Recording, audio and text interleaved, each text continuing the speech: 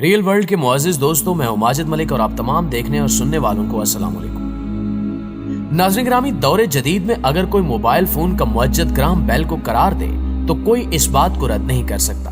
البتہ اگر کوئی یہ کہے کہ گراہم بیل کی اس حیرت انگیز ایجاد کو ہزاروں سال قبل اس وقت پہلے ہی استعمال کیا جا چکا تھا جب ابھی اس دنیا کے آغاز کو زیادہ دیر نہیں ہوئی تھی، تو یقیناً ہر سننے والے کو حیرت کا جھٹکا ضرور لگے گا، کیونکہ یہ بات نہ صرف اپنے اندر ہزاروں شکوک و شبہات رکھتی ہے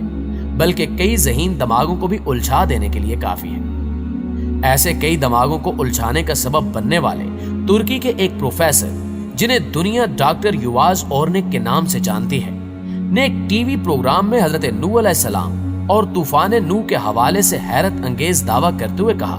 کہ آج سے 10,000 سال پہلے ٹیکنالوجی آج کے مقابلے میں بہت زیادہ ایڈوانس تھی۔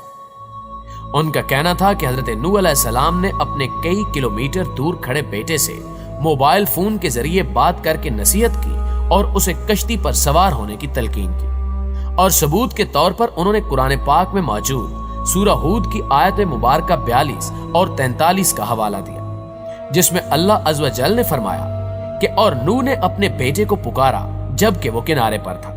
کہ اے بیٹے ہمارے ساتھ سوار ہو جا اور کافروں کے ساتھ نہ رہ۔ بیٹے نے کہا کہ میں ابھی کسی پہاڑ کی پناہ لے لیتا ہوں جو مجھے پانی سے بچا لے گا۔ تو نوح نے کہا کہ آج اللہ کے حکم سے کوئی بچانے والا نہیں مگر جس پر وہ رحم کرے،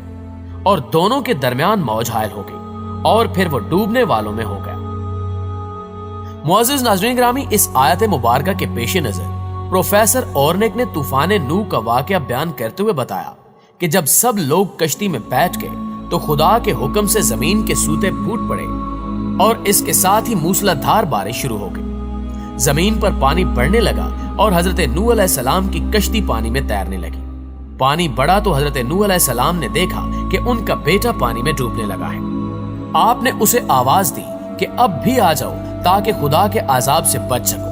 مگر اس نے جواب دیا کہ تم جاؤ، میں کسی پہاڑ کی چوٹی پر چڑھ کر اپنی جان بچا لوں گا۔ اب یہاں پروفیسر نے بتایا کہ جب 300 سے 400 میٹر اونچی لہریں بلند ہوئی تو حضرت نوح علیہ السلام کا بیٹا ان سے کئی کلومیٹر دور تھا۔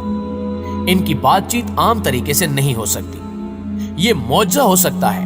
لیکن یہ بات چیت موبائل فون کے ذریعے ہوئی تھی۔ اس پر مزید وضاحت دیتے ہوئے پروفیسر اورنک نے یہ بھی کہا کہ میں ایک سائنسدان ہوں اور سائنس کی ہی بات کر رہا ہوں، جبکہ انہوں نے حضرت نوح علیہ السلام کی کشتی سے متعلق بھی دعویٰ کرتے ہوئے بتایا کہ ان کی کشتی سٹیل کی پلیٹوں سے بنائی گئی تھی جس کو جوہری توانائی کے ذریعے بجلی مہیا کی گئی تھی، جبکہ اس بات کا بھی انکشاف ہوا کہ حضرت نوح علیہ السلام کی کشتی لمبوتری نہیں بیضوی یا گول تھی، اور یہ کہ اسے گھاس پھوس اور سرکڑوں سے بنی رسیوں، چوبی تختوں اور رال سے بنایا گیا تھا۔ گویا یہ کشتی ایک دیو ہیکل ٹوکری کی مانند تھی جو در حقیقت تاریخی حقائق سے مطابقت رکھتی تھی،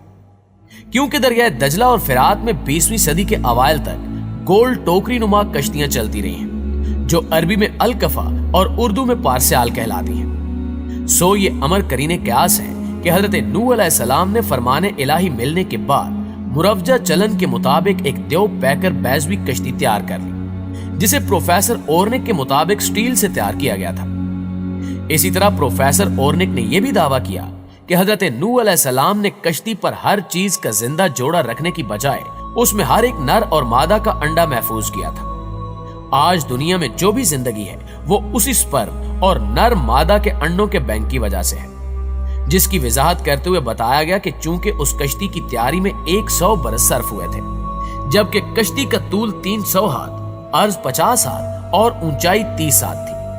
اور اگر اس وقت کے لوگوں کی بڑی جسامت کو مد نظر رکھتے ہوئے ایک ہاتھ کی لمبائی 22 انچ مانی جائے تو یہ کشتی 547 فٹ لمبی، 91 فٹ چوڑی اور 47 فٹ اونچی تھی۔ لہٰذا اتنی بڑی کشتی کا صرف لکڑی پر مشتمل ہونا ناممکن ہے،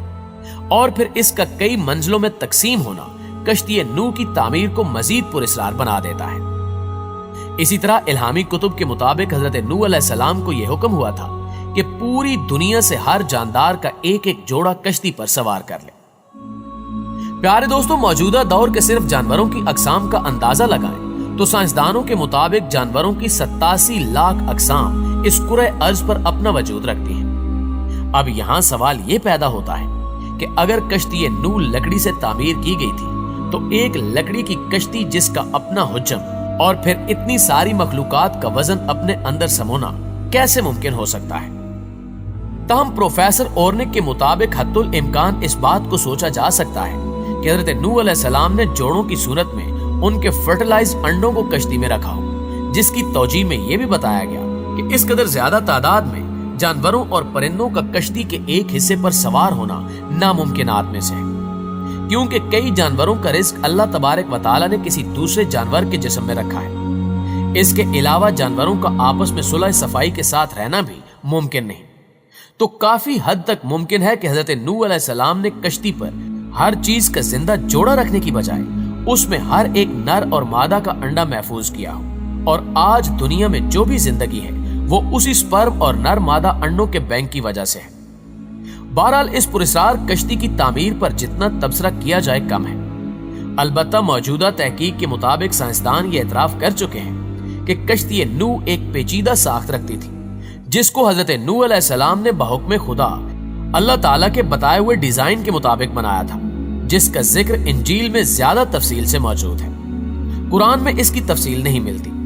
تاہم کشتی کے لنگر انداز ہونے کے لیے لنگروں کی ضرورت نہیں ہوتی،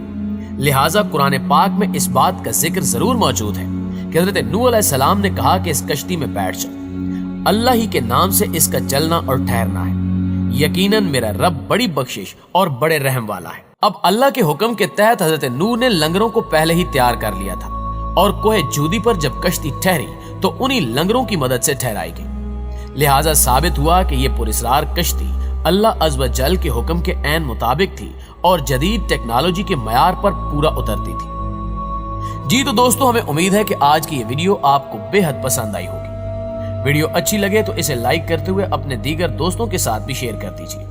اور اگر آپ چینل پر نئے ہیں اور آپ نے ابھی تک ہمارے اس چینل کو سبسکرائب نہیں کیا تو جلدی سے ہمارے چینل کو سبسکرائب کرتے ہوئے ساتھ موجود گھنٹی کے بٹن کو ضرور دبا دیں، کیونکہ ایسی ہی معلوماتی، دلچسپ اور مزیدار ویڈیوز آپ کو صرف اور صرف ریئل ورلڈ پر ہی دیکھنے کو مل سکتی ہیں۔ انشاءاللہ آپ سے ملاقات ہوتی ہے اگلی ویڈیو میں، تب تک اپنا، اپنے پیاروں کا، ارد گرد کے لوگوں کا بہت سارا خیال رکھیے گا۔ اللہ نگہبان۔